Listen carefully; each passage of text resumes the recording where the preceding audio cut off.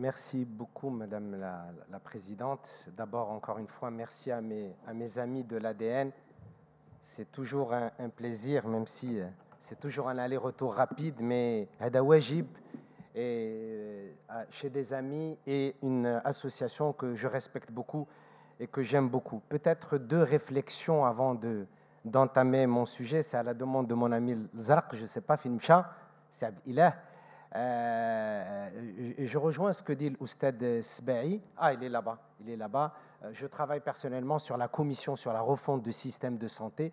Il y a des enjeux extrêmement importants et j'espère que les médecins seront impliqués parce que vous êtes particulièrement concernés par les 4 piliers de la refonte du système de santé. Et j'espère, il y a d'ailleurs une réunion du Conseil de l'Ordre le 16 octobre au niveau national à Rabat à ce sujet. C'est très important que vous soyez impliqués parce que aussi bien la gouvernance du système de santé, son financement, la valorisation des ressources humaines sera un enjeu extrêmement important pour les professionnels de santé. La deuxième réflexion que j'aimerais faire, et on en a parlé avec des confrères, c'est que je suis un peu étonné d'année en année de constater qu'il n'y a pas beaucoup de jeunes qui viennent dans les congrès. Ce n'est pas que c'est vieux ou que je suis vieux. On a vieilli peut-être, mais j'espère en tout cas que l'ADN, que vous ferez en sorte avec les laboratoires, de les jeunes médecins, de les prendre en charge pour être présents dans nos congrès.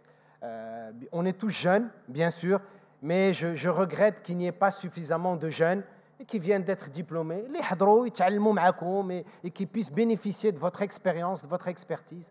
Je pense que c'est important pour l'avenir. Nous, notre carrière, elle est faite, mais pour notre avenir, ce serait bien que les jeunes médecins soient présents. Je vais aborder un sujet qui est important sur le sujet âgé et les problématiques nutritionnelles. Vous savez qu'en 2023, au Maroc, il y aura 3 grandes cliniques spécifiques à la gériatrie au Maroc.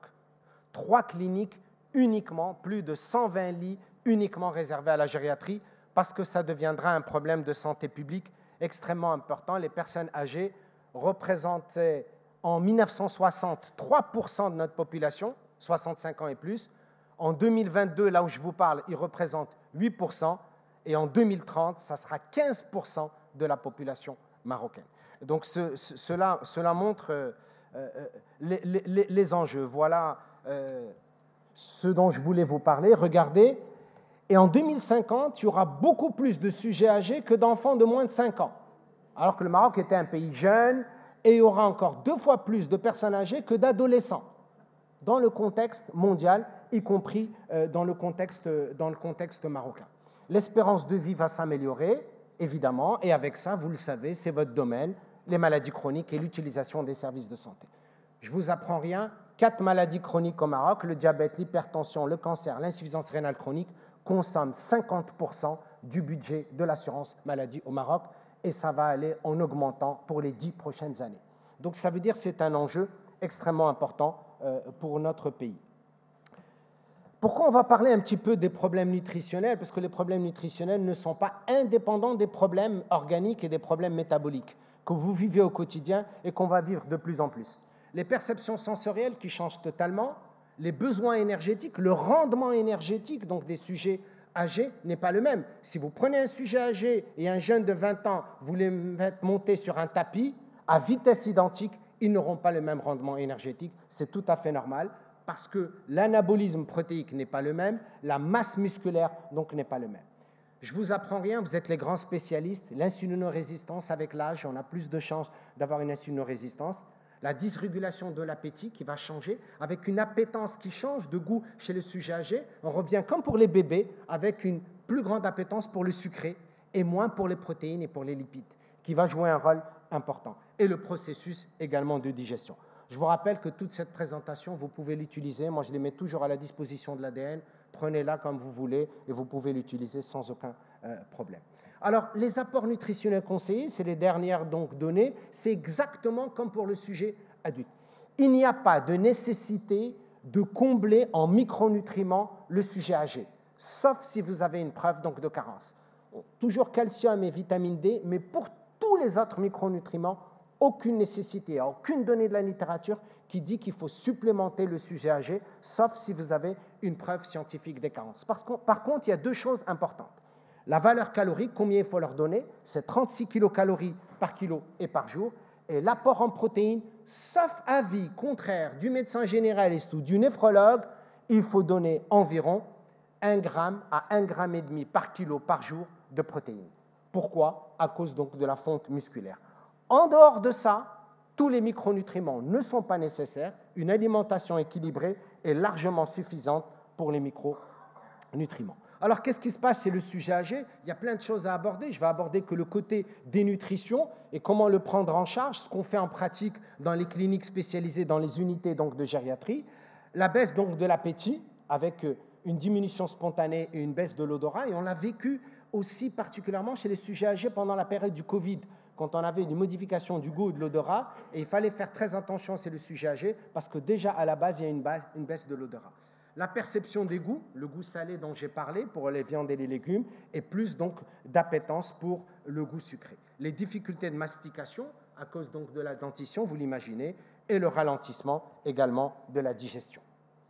Les autres facteurs, vous les connaissez, qui sont importants, et vous, en tant que médecin, vous avez un rôle important à jouer, la solitude, la dépression, les périodes de décompensation provisoire, le départ des enfants, le départ du conjoint ou de la conjointe, un certain nombre donc, de données psychologiques qui sont importantes. La douleur et l'état de la cavité buccale et des dents, la sécheresse buccale, les mucoses digestives et buccales et les médicaments. En moyenne, les personnes âgées ont en moyenne entre 5 à 6 médicaments qu'ils consomment. Les interactions médicamenteuses, je pense que dans tous les cours de gériatrie, on vous parle de conciliation médicamenteuse qui est essentielle. Parmi les principales causes de problèmes et de décompensation, c'est le sujet âgé, il y a entre autres la prise de médicaments et les interactions médicamenteuses. Il faut faire très attention à ce sujet. Les modifications métaboliques, là aussi vous êtes les spécialistes, vous le savez, la diminution du rendement métabolique avec une dépense énergétique de la personne âgée qui passe de 20 à 30% par rapport à un adulte jeune pour le même niveau donc, de performance. Une diminution de l'anabolisme protéique et la courbe de sécrétion de l'insuline, là aussi vous le savez très bien, les hyperglycémies postprandiales, la résistance périphérique à l'insuline et les hypoglycémies en cas de jeûne qui est prolongé. Ça, il faut faire particulièrement attention. Et on va parler également de la problématique de la déshydratation. Alors, la spirale et la fragilité, tout le monde le connaît dans les cours de gériatrie, la fragilité du sujet âgé avec cette fameuse spirale dans des situations qui est réversible, mais malheureusement dans des situations qui sont irréversibles. Vous le savez tous, quand on a une fracture du col du fémur, c'est le sujet âgé et qui est malheureusement à domicile hospitalisé, on craint tous les médecins le savent, on craint tous que c'est la descente aux enfers et c'est très difficile donc de récupérer. Donc chute, escarre et tout ce que cela s'ensuit à partir déjà à la base d'une carence donc d'apport. La Haute Autorité de Santé en France vous dit un petit peu quels sont les enjeux majeurs donc, de la dénutrition. Eux, ils ont mis la barre à partir de 70 ans et plus. Ici, nous, on travaille beaucoup plus sur les 65 ans et plus. Eh bien, il y a des critères phénotypiques et des critères étiologiques et des critères donc, de sévérité. À chaque fois que vous constatez une perte de poids, et on va en parler dans quelques instants, donc de 5% ou de 10% en fonction donc, de la période, ou des changements particuliers, le grand problème que nous avons, c'est que rarement nous trouvons dans les dossiers médicaux, y compris dans les pays développés, y compris en France, en Angleterre, aux États-Unis, où on trouve dans les dossiers médicaux le poids, la taille et tous les éléments dans les dossiers médicaux, alors que c'est un élément essentiel qui va vous permettre ou non donc, de définir la dénutrition et les caractéristiques de prise en charge. Alors, c'est un facteur de très mauvais pronostic, la dénutrition. On a l'impression que les personnes âgées, ils n'ont pas envie de manger, ils n'ont pas envie de boire. Déjà, la sensation de soif, ils ne l'ont pas. Donc, si vous ne donnez pas au sujet âgé à boire toutes les 2 heures, il y a un risque majeur donc, de déshydratation. La morbidité, regardez, elle est multipliée donc, de 2 à 6, avec morbidité infectieuse, les chutes, les escarres, troubles de cicatrisation, troubles cognitifs, et la mortalité est multipliée par 4 à cause donc, de la dénutrition. Donc, c'est vraiment un enjeu majeur pour nous en tant que professionnels de santé. Les enquêtes, regardez, moins de 10% des dossiers médicaux, on trouve le poids, la taille, l'indice de masse corporelle et surtout la notion de perte de poids récente. Moins de 10% des dossiers médicaux. Ça vous montre l'enjeu. Alors vous allez me dire, c'est quoi l'enjeu? Et je vais vous poser une question. Est-ce que vous savez, dans les hôpitaux et les cliniques marocaines, c'est la dernière enquête de la direction des hôpitaux et des soins ambulatoires, combien il y a de sujets âgés de 65 ans et plus hospitalisés au Maroc? Quand vous prenez à peu près 9 millions et quelques d'admissions au Maroc par an, d'hospitalisation, quel est le pourcentage de sujets âgés? Est-ce que vous avez une idée? 10%, 15%, hein? 47%, mes amis. 47%. Et donc, c'est important dans l'hospitalisation. Et si on ne prend pas le poids, la taille, l'IMC, et on ne fait pas attention à la dénutrition, c'est un enjeu majeur de morbidité et de mortalité. Donc, ça, il faut en tenir compte. Alors, le dépistage, il est très simple, vous connaissez tous les outils, je ne veux pas vous en parler aujourd'hui, ce serait trop long, mais vous les connaissez. Et une chose importante, c'est uniquement la prise régulière de poids. Des choses aussi basiques et aussi simples, et identifier les situations à risque. Alors, c'est très important, le poids, il faut faire attention parce que c'est un marqueur de mauvais pronostic, mais il faut faire attention à l'obésité sarcopénique et attention à la masse grasse qui va remplacer la masse maigre. Pour la masse musculaire, c'est aussi bien la faiblesse de la masse musculaire et la faiblesse de la fonction musculaire. C'est les deux. Et quand vous avez à avoir une perte de masse musculaire, vous avez plus de chances de chuter. Si vous avez plus de chances de chuter, vous avez plus de chances d'avoir une fracture de col, etc., avec la spirale dont je vous ai parlé. Alors, quels sont les signes d'alerte? Vous les connaissez. Les niveaux de retraite. Qui peut me dire, est-ce qu'il y a des retraités que vous connaissez qui gagnent très bien leur vie? Les médecins? La retraite est un moment, malheureusement, à part le psychologique, etc., c'est un moment de réduction importante des revenus. Et nous le savons et nous allons le vivre. Nous tous, on va le vivre, et surtout pour les fonctionnaires et surtout pour un certain nombre donc, de métiers. La perte d'autonomie, le veuvage et la solitude, les problèmes bucco-dentaires, les régimes restrictifs, les troubles de la déglutition, la constipation, les prises de médicaments. À partir de 3 médicaments et plus, il y a des enjeux majeurs d'interaction médicamenteuse. Et la perte de poids dans les derniers mois, ou 4 kilos dans les 6 derniers mois, l'albumine et le cholestérol, on va en parler dans quelques instants, et les maladies aiguës sévères qui sont des risques majeurs de fragilité. C'est le sujet âgé. Alors, l'interrogatoire et l'évaluation. Alors, évaluer l'autonomie, vous savez le faire. L'évaluation de la dépendance et les capacités cognitives. Vous connaissez les échelles GDS, hein, surtout au-delà de 5 ou au-delà de 10, qui doit attirer votre attention. Et le mini mental state que vous connaissez, hein, pour les échelles d'appréciation des capacités cognitives, essentiellement lorsqu'elle est moins de 24, c'est une échelle sur 30. Quand c'est moins de 24, il faut attirer votre attention. Et enfin, pour l'enquête alimentaire, vous connaissez le Mini Nutritional Assessment, que vous connaissez tous, je vais vous le montrer, qui est celui-ci. Il y a le complet et il y a le réduit qui est à 14 points. Et vous avez des patients qui sont dénutris entre 8 et 11 points, et moins de 8 points, c'est vraiment une dénutrition donc sévère. Et ce sont des échelles très basiques que vous devriez avoir dans vos cabinets et que vous pouvez utiliser. Ces 3 échelles vous permettent donc de faire la juste appréciation. Alors, quand vous faites la juste appréciation, vous avez des algorithmes maintenant qui existent partout. Haute Autorité de Santé en France, l'autorité canadienne, américaine, l'agence européenne, et qui vont à quel moment est-ce qu'il faut traiter lorsque le statut nutritionnel est normal, lorsqu'il y a une dénutrition 17 et 23,5 points et la dénutrition majeure à 17 points. Qu'est-ce qu'il faut faire? On va le voir dans quelques instants. Toute perte de poids de plus de 2 kg par mois doit attirer votre attention. 2 kg, hein, ce n'est pas énorme. 2 kg par mois, tenant compte d'un certain nombre, évidemment, donc, de critères. Une perte de plus de 5% du poids corporel en un mois, ou plus de 10% au cours donc, des 6 derniers mois. Évidemment, si vous n'avez pas de données sur le poids à la base, vous ne pourrez pas le calculer. Et vous ne pouvez pas le savoir. Est-ce qu'il a maigri parce qu'il a une maladie chronique, parce qu'il a un cancer, parce qu'il a un diabète qui est en train de se compliquer, ou alors c'est parce qu'il se dénutrit. Et ça, c'est extrêmement important avec, vous le savez, bien sûr, éliminer toutes les variations évidentes, œdème, insuffisance cardiaque, acide et déshydratation, qui vont vous donner une mauvaise image de la perte ou de la non-perte donc, de poids.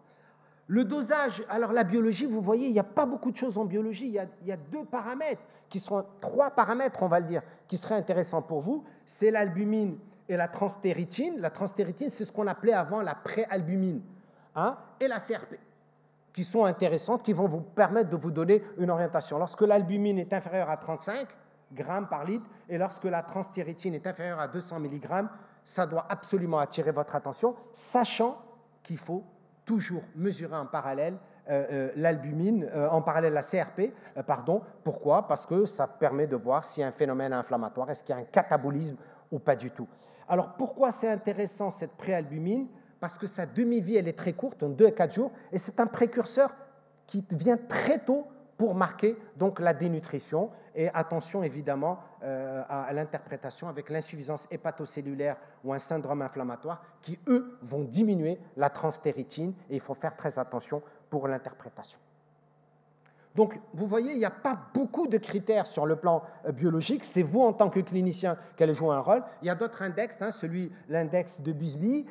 Vous avez également un autre index que je vais vous montrer. C'est des index qui sont très faciles à calculer. Hein. Vous pouvez les avoir, vous le calculez rapidement. Vous mettez sur un tableau Excel et vous sortez les scores. Vous allez voir, le dénutri, c'est lorsqu'il a un score NRI inférieur à 83,5. Vous avez également le score GNRI et vous avez la formule de Lorentz, que vous pouvez également calculer dans vos cabinets, qui sont très simples à faire. Il suffit d'avoir le poids et la taille en centimètres et vous pouvez avoir donc ces scores. Alors, quelle est la stratégie de prise en charge? Évidemment, je ne vais pas la détailler ici, mais je vous donne les grandes lignes qui sont importantes sur le plan médical, sur le plan social et psychologique. Vous ne pouvez pas les prendre en charge si vous n'intégrez pas toutes ces données. Alors, les facteurs médicaux, évidemment, et c'est vous qui êtes compétents en la matière, ce sont les médecins qui doivent jouer un rôle très important parce qu'il y a des données pathologiques. Attention, un des enjeux majeurs, c'est les médicaments qui jouent un rôle important. La conciliation thérapeutique, la conciliation pharmacologique, médicamenteuse est essentielle. Et on ne peut pas tout savoir, nous, en tant que médecins. Quand vous avez quelqu'un qui a 6-7 médicaments, le cardiologue lui a donné, l'endocrino lui a donné, le médecin généraliste lui a donné, le psychiatre lui a donné, et vous avez des interactions qui sont extrêmement dangereuses et qui favorisent parfois les chutes, et il faut absolument prendre le temps de faire cette conciliation. L'assouplissement d'un régime restrictif, il faut faire attention. L'appareil dentaire, des fois des choses aussi banales, l'appareil dentaire, les changements récents dans l'environnement, le départ des enfants qui se sont mariés, qui sont partis, qui ne sont plus là, le départ du conjoint, de la conjointe, on n'a plus envie de vivre. Et c'est ce qu'on appelle, vous savez, le syndrome du glissement. Vous en avez tous entendu parler. Il faut tenir compte de cela, les conflits familiaux, etc. Les handicaps avec la perte d'autonomie et les difficultés financières. Et puis aussi, le sujet âgé, on l'oublie, matière d'âge. Il y a aussi la fierté. Vous avez vu combien de sujets âgés qui n'ont pas envie qu'on les voit tout nus et qu'on les nettoie, qui n'ont pas envie de voir leur femme ou leurs enfants, leur fils ou leur fille en train de les nettoyer et de leur mettre la couche.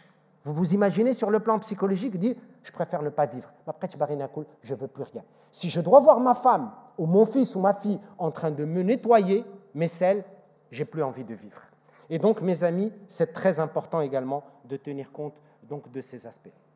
Pour la prise en charge nutritionnelle, rapidement, vous avez bien sûr les conseils nutritionnels, je vais en parler, l'aide à la prise alimentaire, les aliments qui sont enrichis, les compléments nutritionnels oraux, maintenant on en a de plus en plus dans le contexte marocain, la nutrition entérale et la nutrition parentérale, que nos amis avec lesquels on travaille en réanimation, il y a maintenant des produits qui existent sur le marché marocain et qui vous permettent de les prescrire. Alors, l'objectif, je reviens, c'est 30 à 40 kilocalories par kilo par jour et sur les protéines jusqu'à un maximum de 1,5 g par kilo et par jour. Et vous allez voir que vous pouvez rajouter des protéines. Maintenant, on a des protéines en poudre. Vous pouvez même avec des aliments naturels. On va le voir tout de suite. Alors, en pratique, évidemment, il n'y a rien d'interdit pour le sujet âgé. Il y a aussi beaucoup de polémiques à propos du cholestérol. Il ne faut pas leur donner des œufs. Attention, l'apport des œufs en cholestérol, on connaît quel est le niveau. Le blanc d'œuf est très riche, par exemple en protéines. Le blanc d'œuf, c'est 11 grammes de protéines. Le jaune d'œuf, c'est 3 grammes, mais le blanc d'œuf, c'est 11 grammes de protéines. C'est important pour le sujet âgé. Les fruits et les légumes et surtout la boisson, 1 litre à 1,5 litre par jour, extrêmement important parce que la sensation de soif diminue malheureusement donc avec l'âge et ça c'est assez important. Alors Les collations, un sujet âgé, ce serait très bien qu'il mange 5 fois par jour, en petite quantité, et lui donner un maximum, c'est extrêmement important. Regardez en fonction de ses capacités de mastication et de déglutition. Est-ce qu'il n'a pas une mycose? C'est pour ça qu'il n'arrive pas à déglutir. Vous traitez la mycose, impeccable, et tout se passe bien. Il n'arrive pas à avaler et vous avez l'impression qu'il ne veut pas, il rejette, alors qu'en fait, il a une mycose. Vous traitez la mycose et tout se passe bien. Et évidemment, l'environnement agréable. On dit dans notre tradition, c'est très important l'environnement dans lequel vous êtes. Est-ce que vous avez la famille autour de vous? Vous avez vos enfants, votre épouse, les petits-enfants autour de vous. Ça vous aide, ça vous donne de l'appétit. C'est extrêmement important, le cadre. Alors, est-ce qu'il faut rajouter à chaque fois des aliments qui sont enrichis? Oui, vous pouvez les enrichir. Je vais vous montrer tout de suite. Et les compléments nutritionnels oraux. Alors, voici les modalités d'enrichissement des repas. C'est très simple. Vous avez des poudres de lait. La poudre de lait Nido. Vous avez aujourd'hui des poudres de lait que vous pouvez utiliser, qui existent dans le marché, qui ne coûtent pas cher. Vous avez le fromage, du fromage fondu. Vous avez les œufs, regardez, le jaune d'œuf, 3 grammes de protéines, le blanc d'œuf, 11 grammes. Vous avez la crème fraîche, épaissie. Vous avez le beurre fondu, l'huile. Il n'y a pas d'interdiction des produits lipidiques pour le sujet âgé. Au contraire, les produits lipidiques jouent un rôle extrêmement important dans les membranes phospholipidiques des cellules neurologiques. Au contraire. Donc, un excès en tout est nuisible, bien sûr, mais il n'y a pas d'interdiction à ce sujet. Alors, voici un peu les modalités. Vous connaissez le harira al-maghribiya, les كنا تنديروا فيها شويه د اللحم وشويه د البيض, etc. C'est excellent pour le sujet âgé.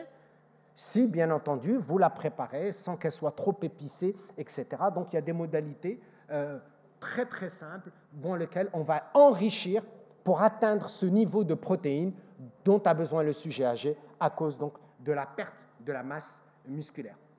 Les laitages et les desserts, là aussi, bien sûr qu'il faut leur donner. Ils ont une appétence pour le goût sucré, il faut le donner le maximum. Et on rajoute du miel, on peut rajouter également du chocolat et des fruits. Alors, le fruit intéressant pour le sujet âgé, hein, vous le savez pourquoi, hein, c'est pour tenir, c'est à court terme et à long terme, si je peux m'exprimer, c'est la banane hein, qu'on peut donner sous forme donc, de compote et qui va jouer un rôle. Les milkshakes qu'on peut faire, hein, c'est très simple, c'est du lait battu avec donc des fruits que vous pouvez donner. Évidemment, les meilleurs fruits qui sont antioxydants, qui sont peu caloriques, c'est les fruits rouges, comme les fraises par exemple, qui peuvent être intéressantes pour le sujet âgé. Attention bien sûr aux phénomènes allergiques, hein, et évidemment dont il faut tenir compte. Alors, est-ce que les compléments nutritionnels sont intéressants? Oui, il y en a maintenant dans le contexte marocain. Vous donnez 2 unités par jour. Il y a plusieurs marques au Maroc. Il y a des marques qui reviennent le plus souvent avec différentes saveurs. Ça, c'est une marque que nous, on utilise beaucoup au niveau de la clinique, mais il y a d'autres marques. Hein. Ce qui est important, s'il vous plaît, c'est d'analyser les composantes. Quelle est la valeur calorique par rapport au sujet? À son poids, en général, ils sont à 70 kg. Quel est l'apport en protéines? Ce sont les 2 choses les plus importantes. Tous les autres micronutriments, vous pouvez les amener par l'alimentation naturelle, sauf si, bien entendu, il y a une carence que vous avez diagnostiquée en tant que médecin. Voilà, il y a le Fortimel aussi que vous connaissez, qui est très intéressant, et qui sont des fois des yaourts à boire, mais qui ne sont pas des yaourts en tant que tels, hein, qui sont des compléments nutritionnels oraux. Voici leur composition, et qui sont intéressantes entre un équilibre entre protéines, glucides et lipides. Une chose importante, mes amis, ça ne remplace pas les repas. Il n'y a dans aucune publication scientifique qui vous dit on remplace le repas par les compléments nutritionnels. Les compléments nutritionnels, c'est-à-dire ça complémente votre alimentation. On aide le sujet âgé pour l'apport calorique et pour l'apport en protéines. On évite la nutrition entérale, c'est pour ça que c'est intéressant. C'est une prise transitoire, mais attention, mes amis, ça coûte de l'argent. Donc, plus on peut aller vers l'alimentation naturelle que nous avons, l'alimentation marocaine, méditerranéenne, mieux c'est. Évidemment, si on en a besoin, on va compléter. Ce qui est important, c'est les donner à distance donc, de repas, en 2 heures avant ou 2 heures après donc, du repas, pour laisser un rôle important à l'alimentation classique. J'insiste sur cette slide, il n'y a pas de micronutriments à donner. Alors, on le voit maintenant, il y a même des gens qui ramènent des États-Unis, d'autres pays, plein de compléments alimentaires. Pour papa et pour maman, et pour grand-papa et pour grand-maman. Ça ne sert à rien, sauf si vous, médecin, vous avez diagnostiqué une carence. S'il n'y a pas de carence, c'est inutile. Et on le voit, hein, il y a plein de grosses boîtes qui arrivent, hein, comme ça, où il y a du magnésium, plein de choses. On veut faire plaisir aux grands-parents et aux parents, mais ça ne sert à rien d'un point de vue scientifique. Regardez, en dehors de la correction des carences que vous avez. La nutrition entérale, ça existe maintenant de plus en plus, on veut l'éviter. Hein. Il faut informer le malade, hein, parce que vous allez voir, c'est soit vous allez mettre une sonde ou une gastrostomie, une jejunectomie, et ça c'est un geste quand même, il faut le faire, ça se fait maintenant, donc de plus en plus, même dans les services, pas spécialement en réanimation, hein, voilà, mais attention, si vous en arrivez là, ça veut dire que la personne n'est pas capable vraiment d'avaler et qu'il n'y a pas de raison médicale. Donc il faut faire attention avant d'arriver à ce stade. Alors ce stade, évidemment, c'est sans effraction, et ces deux stades, c'est avec effraction. Alors voici des exemples de produits, hein, ils existent, hein, vous avez accès, hein, les laboratoires le font dans le contexte marocain, c'est des exemples, et voici, vous allez voir un petit peu leur composition. La nutrition parentérale, une chose s'il vous plaît, parce qu'on l'a vu, pas à domicile. Jamais à domicile. En hospitalisation, parce que les familles vont vous le demander. Et son truc, il y a un cancer, il y a plein d'autres pathologies, s'il vous plaît, ramenez-moi ça à domicile. C'est extrêmement dangereux, il faut que ça soit sous la supervision d'un médecin. Pas spécialement d'un réanimateur. Un médecin généraliste, c'est excellent. Un médecin spécialiste, c'est excellent. Un réanimateur, c'est excellent.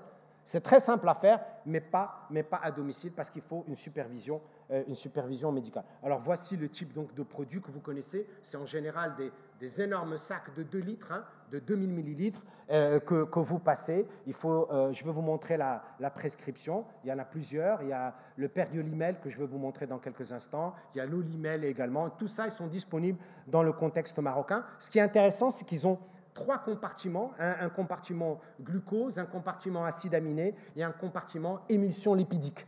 Et ils se mélangent, les 3 compartiments, et ça vous donne un excellent équilibre en macronutriments. Et voici un petit peu tous les acides aminés qu'ils ont et tous les micronutriments qui sont disponibles. Alors voilà un petit peu les modalités donc, de prescription. Il faut faire très attention progressivement, surtout la première heure, parce qu'on va donner un niveau d'azote par kilo de poids corporel, on va donner les kilocalories dont on a besoin, et attention, on va donner les millilitres par kilo qu'il faut donner. Attention, c'est 1,5 millilitres par kilo, c'est tout doucement à la première heure. Hein, d'accord ? Donc voilà la posologie, c'est très simple, dès que vous utiliserez ces produits, vous allez voir, c'est bien marqué, ça marche très bien, mais il faut le faire pendant une courte période, un maximum de 2 semaines. Au-delà, ça pose un certain nombre de problèmes. Quelques cas particuliers, je termine, j'espère que je n'ai pas dépassé mon temps. Pour la maladie d'Alzheimer, c'est un gros problème de plus en plus de santé publique dans le contexte marocain, et je crois que vous allez voir dans les unités, les établissements de soins publics et privés qui vont s'occuper des personnes âgées, qu'il y aura des unités Alzheimer dans le contexte marocain, parce que il y a des problèmes de comportement alimentaire, des problèmes de troubles praxiques et des problèmes également de déglutition. Les escarres, vraiment un enjeu majeur de santé publique. Maintenant, il y a de plus en plus de techniques. Il y a des équipes à Casablanca qui travaillent maintenant avec ce qu'on appelle des cols biologiques. Hein. C'est comme du PRP. Hein. On prélève et on crée une sorte de colle biologique qui a des résultats extrêmement importants sur les lésions et sur également donc, les escarres. Il y a des équipes qui sont en train de tester cela à Casablanca. Alors, les troubles de la déglutition, l'approche multidisciplinaire, je ne vais pas en parler. Peut-être attention aux fausses routes. Là aussi, on a donc des surprises sur le plan pulmonaire. La dépression, attention, les antidépresseurs jouent un rôle très, très important. Durée de vie courte, je pense que vous le savez, vous les prescrivez très bien. Ce que dit la littérature, le citalopram, le sertraline, c'est les plus recommandés, mais là aussi, c'est à vous de décider en tant que médecin et avec vos confrères psychiatres, c'est entre vous de décider quel est le plus approprié. En général, pour le sujet âgé, on préfère des demi-vies courtes, parce qu'il y a un certain nombre donc, d'enjeux et de problèmes. La pesée régulière et l'interrogatoire. La déshydratation, je vais terminer par ça. Regardez la perte avec le vieillissement. Entre l'âge de 30 ans et de 70 ans, 15% donc de perte. Regardez, là aussi, quand on est en vieillissement et en dénutrition, c'est 20% donc de perte de notre capacité hydrique. Et donc, c'est extrêmement important de tenir compte de ça lorsque vous allez prendre en charge vos patients. Il suffit uniquement des fois de leur donner à boire et ça joue un rôle important. Donc voilà, à part bien sûr les situations particulières que vous connaissez, qui sont la canicule, la diarrhée. Vous avez vu en France, qui est un pays développé, les décès qu'il y avait eu à cause donc, de la canicule, la déshydratation de sujets âgés, qui est un enjeu majeur. Peut-être un petit mot sur l'hypodermoclyse. Il faut vraiment faire très attention, ce qu'on appelle donc l'hydratation sous-cutanée. Ça existe, il y a des équipes qui le font. Il faut être extrêmement prudent, il faut le faire doucement, 1 à 3 millilitres par minute, avec les contre-indications, attention à l'insuffisance cardiaque, à l'infection, à la fragilité donc de la peau, mais ça, il y a des équipes qui le font, donc ça, il faut faire très attention. L'idéal, c'est la réhydratation par voie orale. C'est très rare de réhydrater par voie intraveineuse. Alors, le régime méditerranéen, il y a une très belle étude qui vient d'être publiée à propos du régime méditerranéen, qui marche très très bien. Notre régime est un bon régime lorsqu'il est équilibré, lorsqu'il est donné au courant de la vie, et particulièrement également, c'est le sujet âgé. Le sujet âgé ne doit pas moins manger, ne doit pas plus manger, il doit manger correctement comme un sujet adulte, mais avec une surveillance particulière. Voilà, c'est ce que montre cette étude qui vient d'être publiée. Pour terminer, évidemment, la prévention, c'est extrêmement important et je crois encore une fois, je pense que vous connaissez mon point de vue sur la médecine générale. Le médecin généraliste, c'est le cœur de notre système de santé. La prévention, c'est le cœur de notre système de santé. Et si nous faisons donc de la prévention, on va pouvoir économiser. Malheureusement, et c'est un message que je lance à Nanam, j'espère que notre ami Khalid Hlou, Dr Hlou, considérera que lorsque vous faites dans vos cabinets, les médecins généralistes, de la prévention, de l'éducation pour la santé ou de l'éducation pour un diabétique, il faut que vous soyez rémunérés pour ça, parce que ce n'est pas un acte qui est considéré comme un acte médical. Or, c'est un acte médical essentiel et fondamental, et ça pourrait économiser à notre pays beaucoup de choses. Donc, le dépistage, l'environnement favorable. Et pour terminer, je crois que parmi les choses qui sont essentielles pour nous en tant que médecins, et on le rappelle aux jeunes générations, Ardat al-Waldin, ça n'a pas de prix. Et on aura tout perdu. Je crois qu'en tant que médecin, si nous ne prenons pas en charge nos seniors avec dignité, avec professionnalisme et avec respect, on n'est pas de bons médecins. Merci beaucoup. Merci beaucoup, professeur Heikel, pour votre exposé riche et instructif. Vous avez abordé toute la problématique du sujet âgé, diététique, médicale et psychologique. Merci encore. Est-ce qu'il y a des questions dans la salle?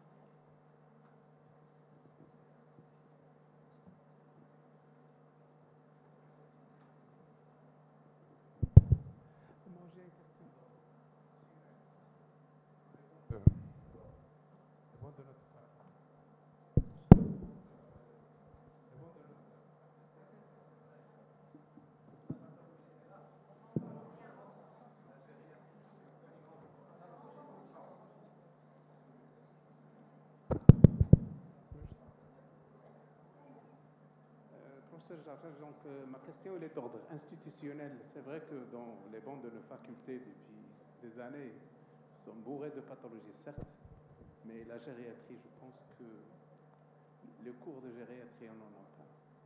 Je ne sais pas quelles sont les perspectives pour vous en tant que leader d'opinion en ce sens au niveau des facultés, au niveau des cursus médicaux de médecins dans les facultés marocaines. Je peux vous répondre comme exactement ce qu'a fait l'ADN. L'ADN, beaucoup de médecins généralistes ont décidé de s'intéresser à la diabétologie et à la nutrition, ont fait des DU et sont extrêmement compétents au même titre que beaucoup de leurs collègues spécialistes. Et si on attend des fois que ce soit les autorités qui prennent les décisions, on va tarder. Plusieurs d'entre vous, vous avez fait plusieurs DU, vous avez des compétences. Et moi, j'invite beaucoup de mes confrères. Moi, par exemple, je suis parti faire 2 DU de gériatrie. Et si je peux apprendre encore plus, je veux dire, si j'invite mes confrères de différentes spécialités, médecine interne, cardio, pneumo, médecins généralistes, à faire des DU de gériatrie en attendant que dans notre pays, on décide de créer cette spécialité en tant que telle. Et je crois que ce serait une bonne chose. Et vous avez tout à fait les compétences pour le faire. Vous pouvez faire des DU au Maroc ou à l'étranger.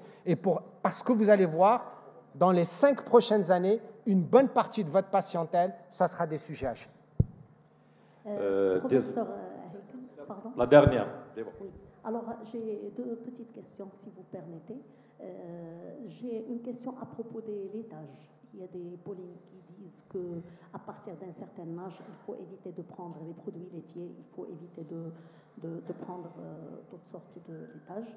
Alors, ça, c'est une première question. Et ma deuxième question, la fonte musculaire chez le sujet âgé, est-ce que c'est conseillé on doit leur conseiller de faire une rééducation ou de l'exercice musculaire? Quel exercice et à quel rythme? Merci beaucoup. Merci beaucoup pour vos deux questions. Pour la première question, pour les laitages, nous savons tous qu'à partir d'un certain âge, on a un déficit en lactase. Et donc, ce déficit en lactase crée une intolérance par rapport aux produits laitiers. Je ne parlerai pas de la polémique des produits laitiers par rapport au risque de cancer, etc. Les dernières données de l'OMS, de la Harvard Medical School, démontrent que les produits laitiers sont extrêmement importants à tous les âges de la vie, de la naissance jusqu'au décès. Est-ce qu'il y a des gens qui seront plus intolérants que d'autres? Oui. Et dans ces cas-là, il faut leur éviter. Mais aujourd'hui, dans les dernières prescriptions, par exemple, pour le sujet âgé, les laitages restent un produit qui est important.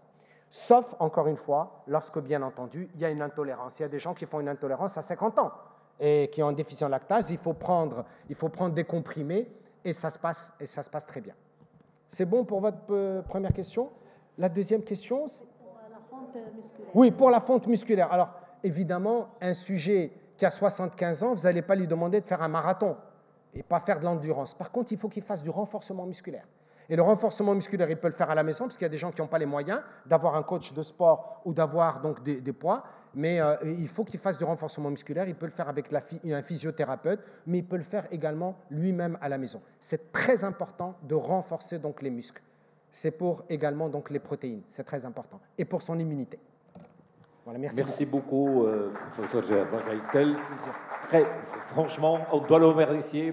Pourquoi? Parce qu'il vient et il repart tout de suite, et sa fidélité à l'ADN. Merci beaucoup.